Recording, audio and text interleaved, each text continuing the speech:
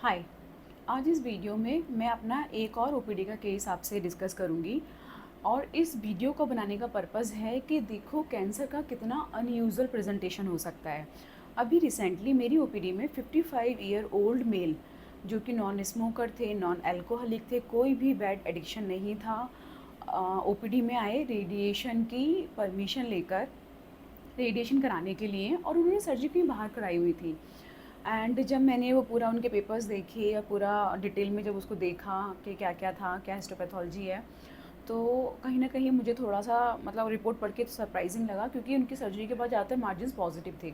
Margin positive होने का क्या मतलब होता है? Margin positive, extra nodal spread, multiple nodal involvement होने से क्या होता है, उस बीमारी के लौट के आने के चांसेस बहुत बढ़ जाते हैं। तो फिर मैंने उनसे पूरा उनका हिस्ट्री लेना शुरू किया, और वो जो कैंसर था वो head and neck cancer adenoid cystic था। एडिनॉइड सिस्टिक अपने आप में थोड़ा सा बैड प्रोग्नोसिस वाले होते हैं। उनकी क्या खास बात होती है कि वो cancer along the nerve spread करते हैं। डिस्टेंट मैट्स नहीं होते हैं, नोड नहीं आते हैं, लेकिन वो नर्व के अलोंग जाते हैं।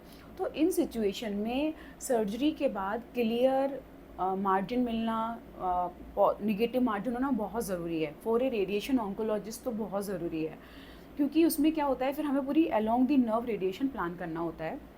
तो फिर जब मैंने उनसे हिस्ट्री लिया, जब क्योंकि बेसिकली मेरा जो वीडियो है वो साइन एंड सिम्टम्स के रिगार्डिंग है, तो जब मैंने उनसे पूरा हिस्ट्री लिया कि आपको सबसे पहले क्या प्रॉब्लम हुई थी, तो उन्होंने मुझे बताया कि मैम 3-4 महीने पहले मुझे मेरे इस वाले हिस्से पर एक झंझनाहट महसूस हुई, और सुनपन, नमनेस जिसे हम बोलते हैं हमारे मेडिकल टर्म में, वो हुआ।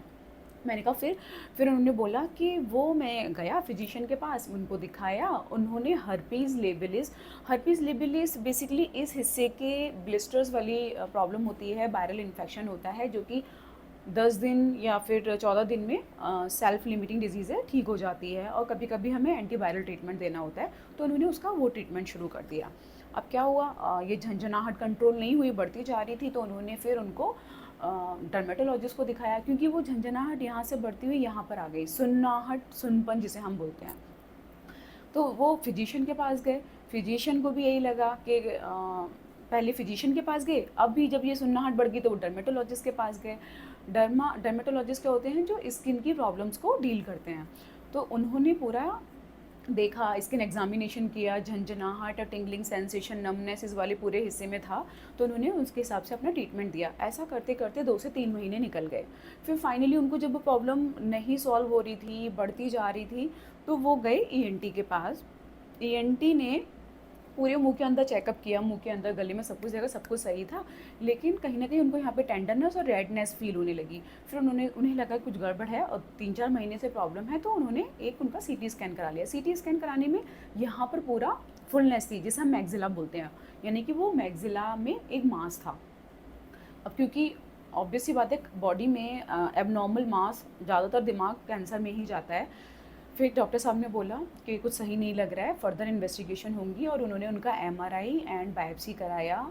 एमआरआई में बीमारी काफ़ी बढ़ गई थी तब तक, वो इस हिस्से से निकल के, जो कि यहाँ कहीं से शुरुआत हुई थी, मैग्जिला तक लिमिटेड थी, ओवर दी मंथ वो पूरा इस वाले हिस्से को, जिसे हम आईटीएफ बोलते हैं, पूरा बेस ऑफ स्कल तक बीमारी चली थी। अब दो पर्पज़ हैं इस केस को डिस्कस करने के। पहली बात कि देखो, एक नॉर्मल से प्रेजेंटेशन था, जिसमें कोई सोच भी नहीं सकता कि वो मेलिग्नेंसी डायग्नोज हो जाएगा, एंड उसकी वजह से 3-4 महीने का डिले हुआ।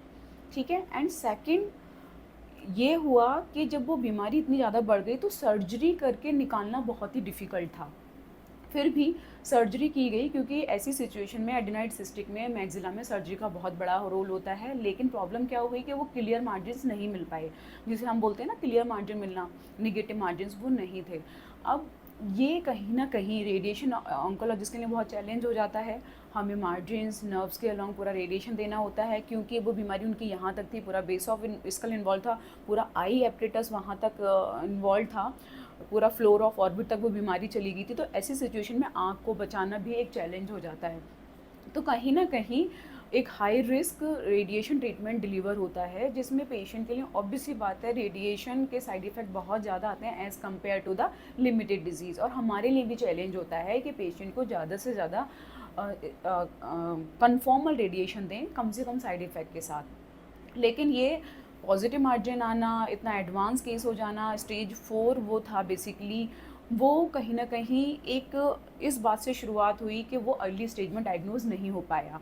तो यहाँ पे इस केस सिनेरियो को डिस्कस करने का पर्पज़ मेरा ये है कि कभी भी कोई भी ऐसी प्रॉब्लम है, जहाँ 2-3 हफ्ते हो गए, मैक्सिमम 4 वीक्स हो गए, ज़रूर आप इन्वेस्टिगेट करिए। उसको बिना देखो, मैं हमेशा मेरे पुराने वीडियोज़ में भी मैंने बोला है कि कैंसर का कोई स्पेसिफ़िक साइन सिम्पटम्स नहीं होता कि ये कैंसर होगा क्योंकि ये सिम्पटम है। नहीं, वो नॉर्मल बीमारी के ही सिम्पटम्स होते हैं जो नॉर्मल ट्रीटमेंट के साथ ठीक नहीं होते हैं और बाद में डायग्नोज़ होता है कि अरे ये तो कैंसर में कन्वर्ट हो गया। तो कभी भी कोई भी ऐसी प्रॉब्लम आ रही है जिसमें 2 से 3 हफ्ते हो गए हैं, कैंसर सिम्पटम्स ठीक नहीं हो रहे हैं, हमेशा चेकअप कराओ।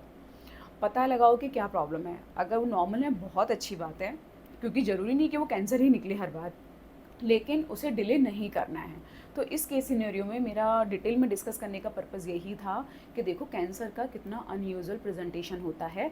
हम सबको अवेयर रहने की ज़रूरत है, अपने आप को नॉलेज गेन करने की ज़रूरत है, अपने आप को इस चीज़ के बारे में बताने की ज़रूरत है कि क्या क्या एबनॉर्मल है, तो हमें कैंसर के बारे में सोचना है, अपने आप को कैसे अपडेटेड रखें, प्रिवेंशन क्या होती हैं, स्क्रीनिंग क्या होती हैं।